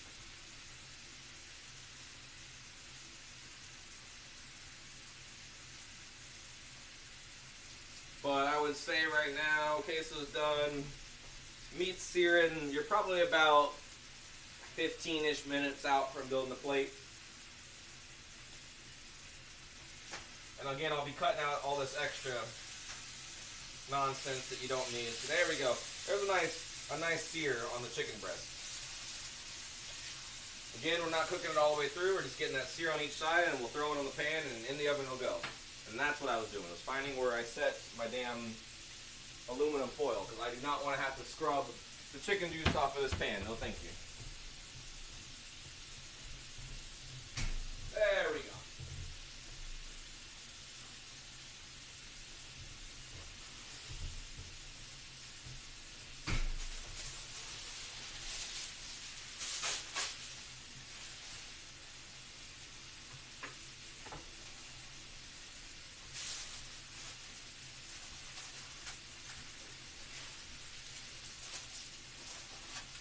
And again, you can use all this stuff in different ways throughout the week if you're trying to give yourself some extra leftover and stuff.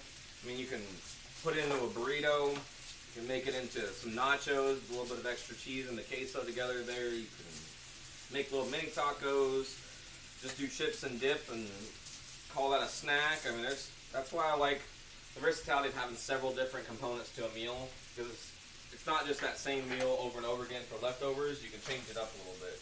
And again, like I said, I always put another meal in with it so that I'm not eating the same thing throughout the week.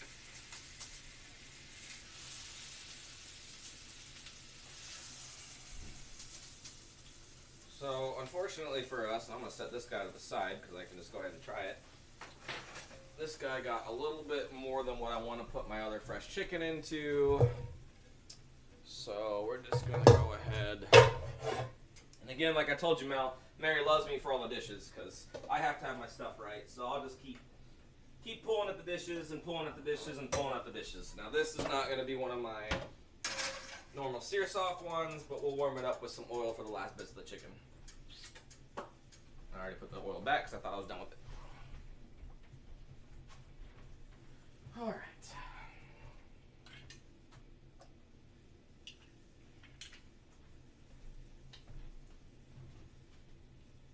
You have that pan? Yeah, I think this is my first set that my mom got me when I got my new apartment. I think these are Paula Deen.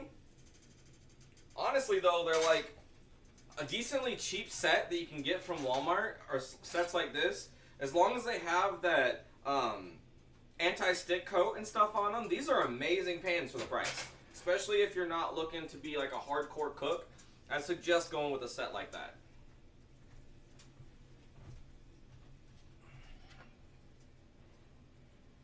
I'm just going to take a second here to stir up my queso a little bit, since it's just been sitting in here staying warm.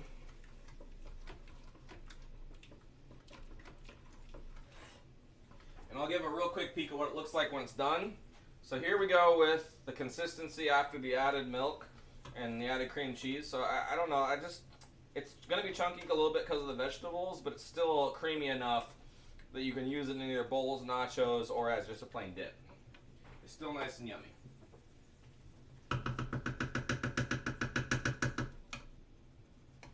It's still a little stringy from all the shredded cheese. Make sure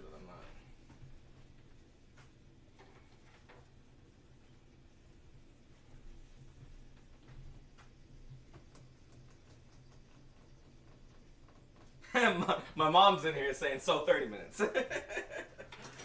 It's almost like she's been around me enough to know that when I call a time that something's going to be done, it's normally going to take a little bit longer. So again, I don't want my meat to get too cooked when it comes to my steak because I like medium rare. So I pull it pretty decently early.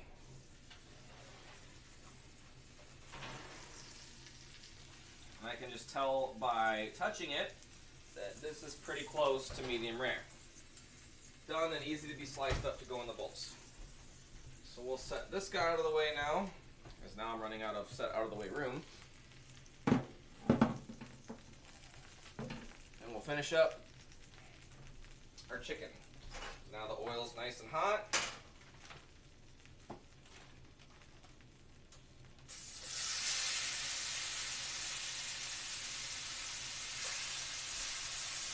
This little guy will definitely sear a lot less time than that big old fat boy, but that was where we were at.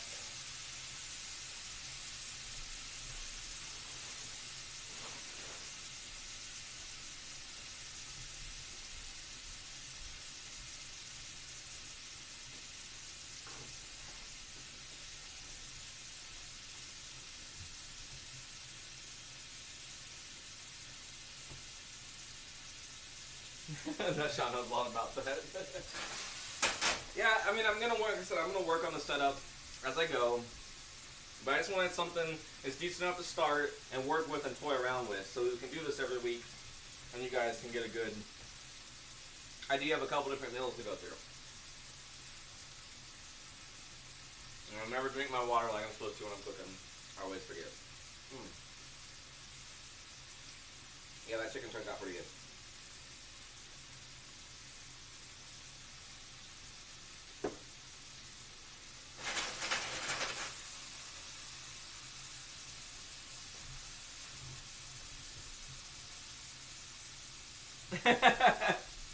I don't think you've ever almost died waiting for it, Mom.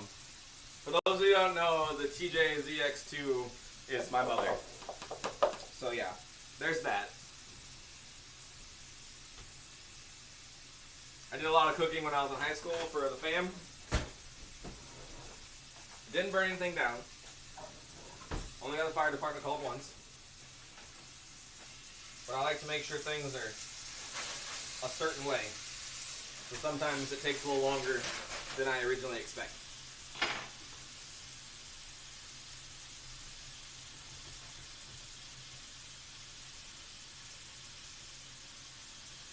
Yes, it was burning toast. That's how I got the fire department called. But that wasn't me sitting in there burning it. That was me putting it in there and getting distracted and going to do other things. Which was a bad habit when I was younger. I fixed that habit. My wife, not so much. Still gotta keep an eye on her.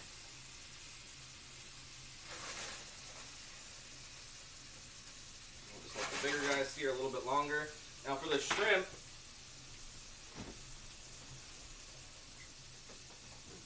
again, a lot of people like to overcook shrimp till it's rubbery. Pretty much all you want to cook shrimp to is until the pink color is throughout. Like, it should not be translucent, but it shouldn't be a solid color. It should still have a little translucency left. And especially if you plan on using it as leftovers, you've got to be very careful on that, because a quick microwave to a shrimp is going to cook the shit out of it. In fact, I highly suggest when warming up leftovers, you always keep the shrimp separate so that you can warm them up separate from the actual meal, so that you're not having to cook it at the same level you're cooking everything else.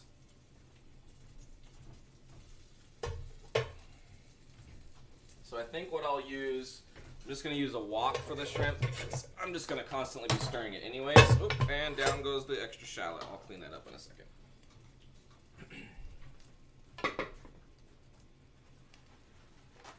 So again, I know you see me just wiping stuff out for specific things. It's not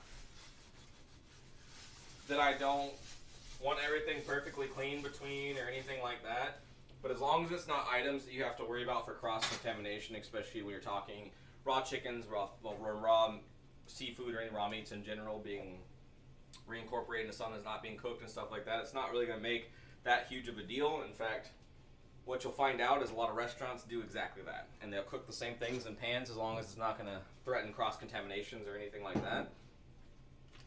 It just saves on dishes and time. So for our shrimp, we're just going to get a good bit of butter going.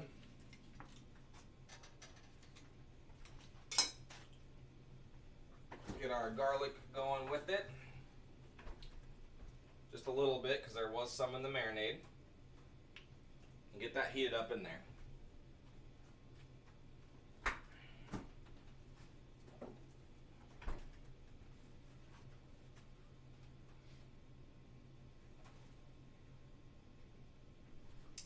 If I have it on the higher temperature I want it on. And as you can tell, this apartment has an electric stove. I absolutely hate electric stoves compared to gas stoves, but gotta work with what you got, so.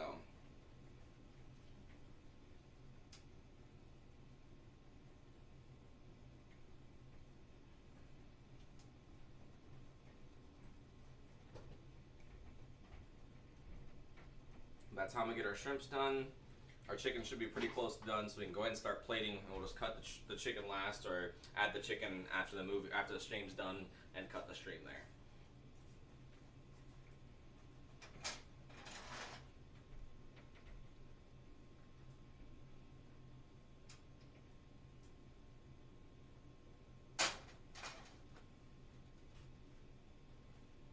Because building is half the fun sometimes. I'm going to quickly get a bigger spoon out. This side. Scoop the cauliflower rice, now that it's not scorching hard, into a container that's actually useful to keeping it. Okay, seriously, meat chopper.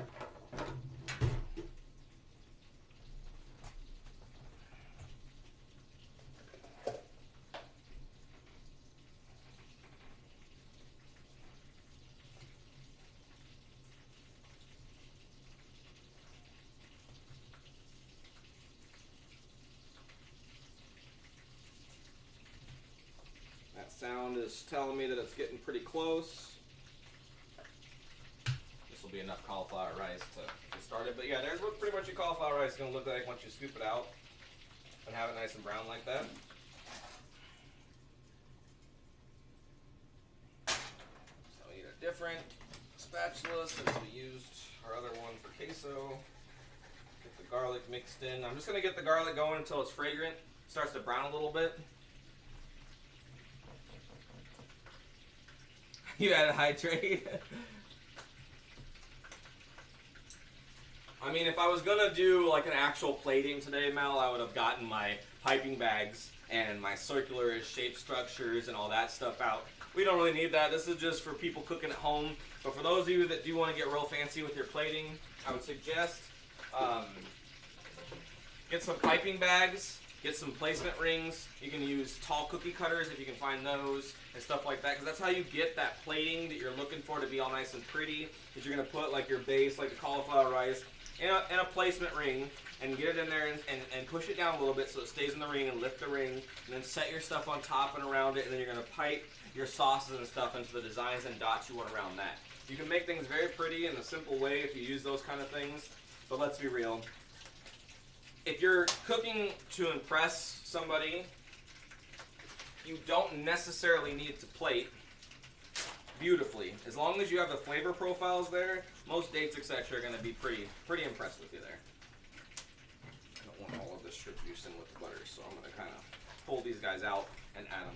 Hey, baby cakes. Hey. Wow, they made me a liar. I said that when you got home, they were going to freak out like they do every day, and then today they haven't even barked. Oh yeah. Not even keep. They don't miss me. Yeah, clearly they didn't miss you today. No, that's what I got you.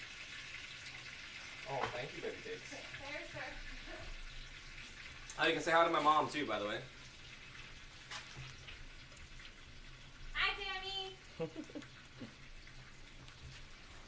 Alright, so and again, for the shrimp, we're just going to get them in there. And we're going to keep stirring them so that the bottom ones don't get overcooked. But you see how this color starts as soon as they start cooking?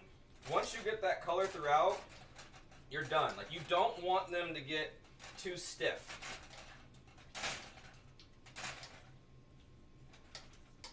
And sometimes you'll have to pull some of the ones before you pull the others because they're getting too cooked.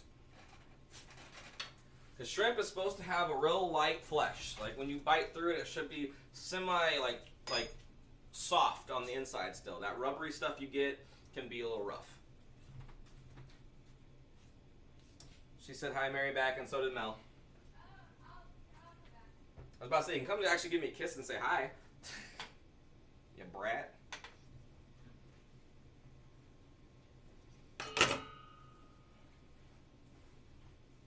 So again, those tongs touched raw meat.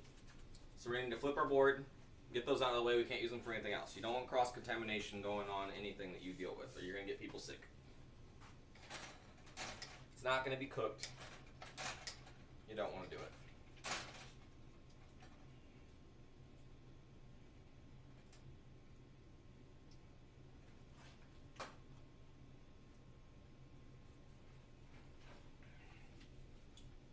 Since she's home, now that we're almost done with everything, we can go ahead and plate it and get to eating here soon. Oh, I have one more errand, but I can be done. Oh, I was about to say, what other errand did you have? Come say hi and kiss and love and act like you know me. I do know you. Why are you so nervous? The camera, it's not a big deal. Okay. Alright, hi. Hello. How was your day? That was good. Well, it got better. The morning was rough, but We can talk about it at dinner. yeah, we got better. Well, I needed to go to the pet store. Do you want me to wait to do that? What time is it? 6:25. What time do they close? I don't know. If you can Google that, then I'll be able to answer you that question. Use your phone or no? No, because it's currently doing Well, my it. phone's in the car, so I guess I'm gonna go get my stuff. Yeah, you can bring whatever stuff you have in at It's least. just, I was just at Hy-Vee in the UPS store, and I was like, oh my gosh, I like to go to the bathroom, but I don't really want to use the public restroom, and the apartment's right there, so. Okay. Alright, so some of these I'm going to go ahead and start pulling because they're getting that full color through, and if they stay any longer, they're going to be overcooked. We don't want that to happen. So I'm just really quickly checking them as I go to pull them to make sure I'm getting only the ones that are done being cooked, and let the ones that aren't stay in the pan. This is not that easy with this one. Whatever. I'll make do. Actually, it looks like, yeah, I think we're pretty much done throughout. So that makes for the shrimp to be done there. And I made a mess, but that's fine. There, I waved hi to everybody. Oh, you did? Okay. Yeah, I did. So that's everything cooked we needed done. Put that on the side there. Yes, first bite soon, Sean, yes. So we'll go ahead and bring this over here. Again, like I said, if you wanna get some nice pretty plating and stuff going, you're gonna have to get the piping bags and the rings and all that stuff going. We're just gonna plate it like, you know, you're eating at home, eating for yourself or eating for whatever. It's not gonna make that big of a difference, so.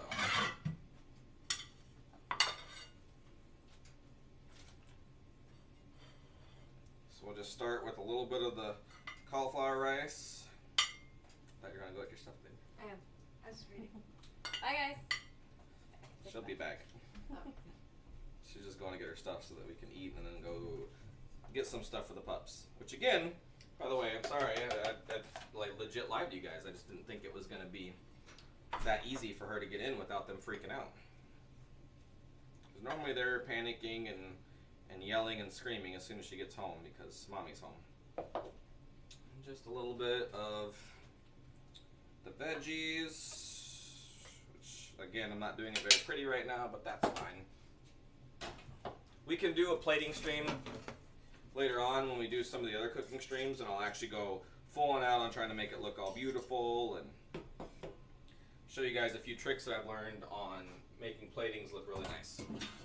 I've shown Joe, I don't know, and if you go to Joe's stream or Discord, if you have his Discord and you go to your food art, then you're going to see a lot of some of the more fancy platings I'm talking about. And again, we're just going to take a couple slices of this guy. And getting a nice pink fleshed, medium rare, just like I like. It's almost like I've done this a few times and can, let's get this guy back out of the way.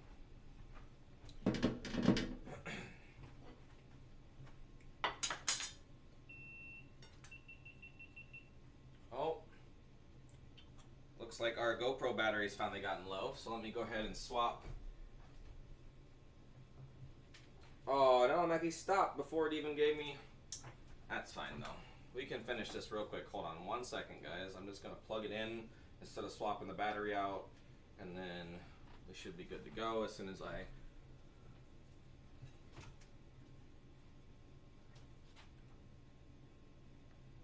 So that's good to know that it doesn't actually give you a warning before it's too low to turn off.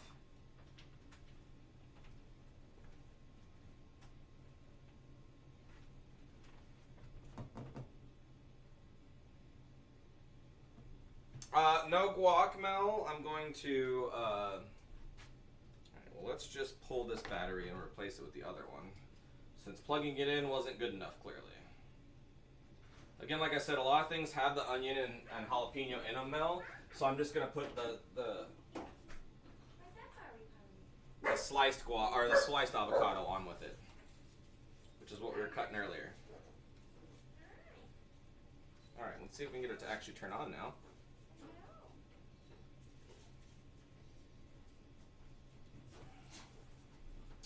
Okay, well, we're having technical difficulties with the GoPro, and I don't want to keep you guys up, so I'm just going to go ahead and finish plating it real quick, and then we will just quickly show it to the camera the other way. And I'll have to figure out why it was the guy that said you can just pull it, and with it plugged in and it doesn't stop the stream, was talking about, because it doesn't seem like that's the case right now. I'm just going to leave the big fat guys in there and pull this skinnier guy out, because I know we'll be able to get some of the chicken off of him that's done and cooked all the way through. Oh yeah, perfect. And we're just going to put some of the chicken on there on this side. And then we'll go ahead with our corn salsa and our pico and our avocado. Yep, spoon. Again, small kitchen. Still getting used to it. Alright, we'll do some of the corn salsa. We'll do some of the pico. Do you need me to hold something for you? No, I'm good. And then, again, like I said, once you've cut it and pre-set it up for yourself, all you gotta do is just take a spoon. I should probably put it this way since the GoPro's not working. And then just spoon out the avocado, and it's already diced for you. You can do it into a bowl or plate previously and get it all chunked up into the blocks, and then put it in there if you want to make it look pretty. Again, not what we're going for today. So there we go. Today's dish, there's the Tex-Mex bowl. Different varieties of a bunch of different stuff, a couple different meats, and we're good to go.